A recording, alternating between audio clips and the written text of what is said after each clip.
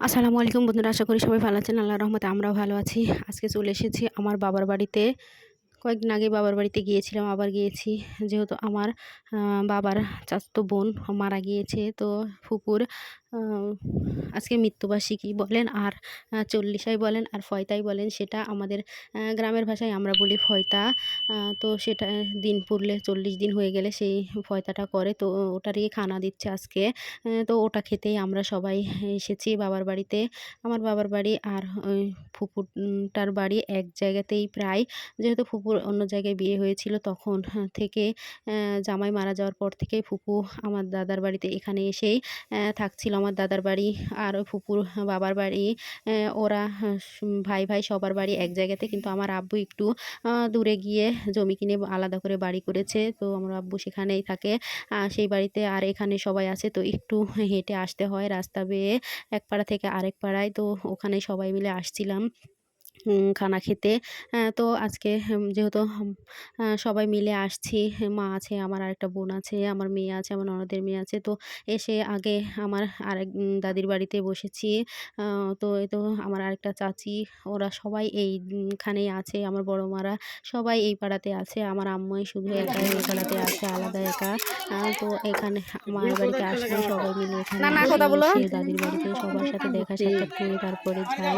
এই বাড়িতে যেহেতু সবাই আছে, তো সবাই মিলে এসেছি খানা খেতে। আজকে খানাটা হবে আলুর ঘাঁটি, পাতলা ডাল আর কচু সুজি।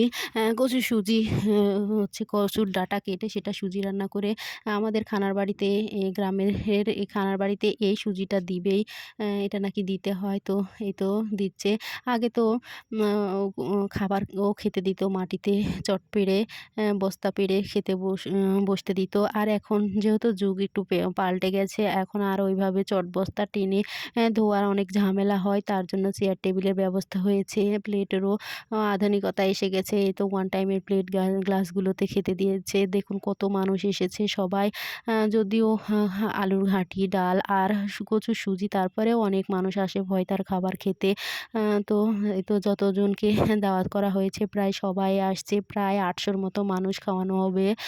তো সবাই এসেছে। ছেলে-মেয়ে আলাদা জায়গা করা হয়েছে। ছেলেরা অন্যদিকে জায়গা করেছে, সেখানে খাচ্ছে। এখানে শুধু মহিলারা।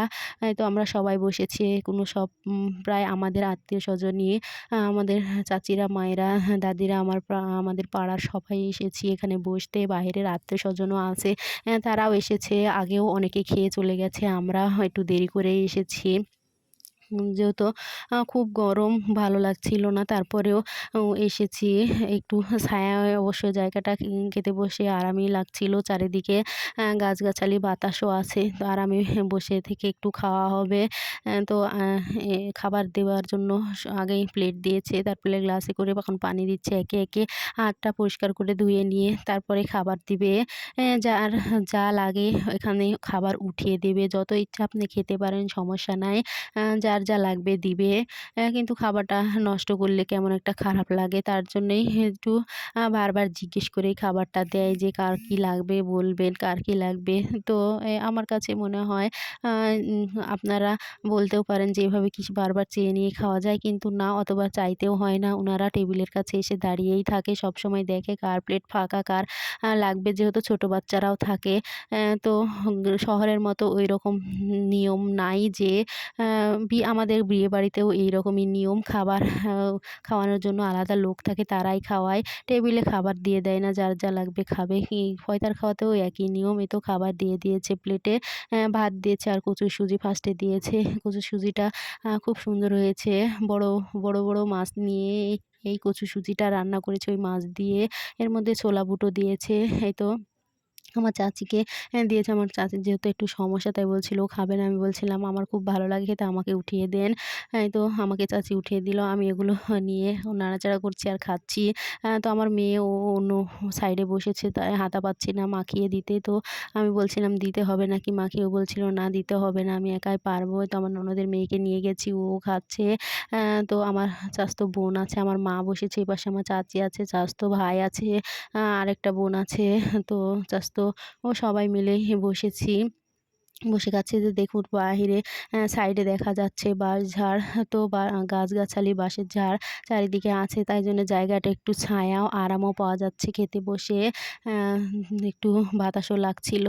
আর আজকেও যেহেতু ওয়েদারটা একটু ভালো, অতটা গরম না, খেয়ে একটু আরামই পাওয়া যাচ্ছিল। এই তো খেয়ে নিচ্ছি এখন। এই সুজি খাওয়া হয়ে গেলে আবার দিবে আলুর ঘাঁটি। তো আলুর ঘাঁটি দিয়ে খাওয়া। তারপরে যে ইচ্ছে করে ডাল নিতে পারে, পাতলা ডাল আছে, এটা অপশনাল, যে নিবে তাকে দিবে, না নিলে দেবে না। তো যার যেটা লাগবে বললেই দিয়ে যাবে। আর টেবিলের কাছে অল টাইম একটা লোক থাকছেই, ভাত দেওয়ার জন্য, একটা তরকারি, আবার পানি দেওয়ার জন্য। সে কার কী লাগবে সেটা বলে বলে নিয়ে দিচ্ছে। এই তো দেখুন আলুর ঘাঁটিও দিয়ে চলে গেছে। এখন আলুর ঘাঁটি দিয়ে ভাতগুলো খাবো। আলুর ঘাঁটিটাও অনেক সুন্দর হয়েছে আজকে। ৩টা তরকারি ৩টাই ভালো হয়েছে। আমি লাস্টে পাতলা ডাল নিয়েছি, কেউ নেয়নি, আমি শুধু নিয়েছি। আমার আবার ডাল আর আলু ঘাঁটি একসাথে মিক্সড করে খেতে খুব ভালো লাগে।